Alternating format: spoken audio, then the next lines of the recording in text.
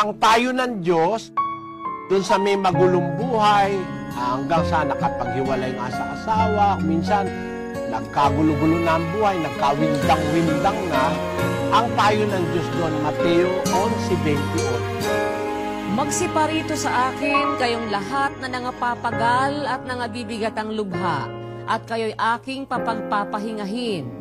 Pasanin ninyo ang aking pamatok at mag-aral kayo sa akin, sapagkat ako'y maamo at mapagpakumbabang puso, at masusumpungan ninyo ang kapahingahan ng inyong mga kaluluwa. Ang anyaya po ng Panginoong Hesus, ang kanyang payo, hali kayo, magsiparito kayo sa akin, kayong napapagal at nabibigat ang lubha at kay aking papagpapahingahin. Pasanin ninyo ang aking pamatok at mag-aral kayo sa akin.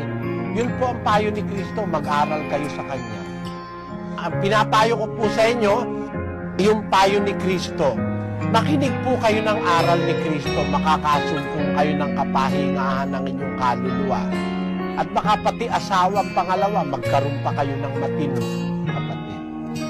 Pag nakinig kayo kay Kristo, makinig kayo ng aral ng Diyos, yun po kasi ang payo ni Kristo eh.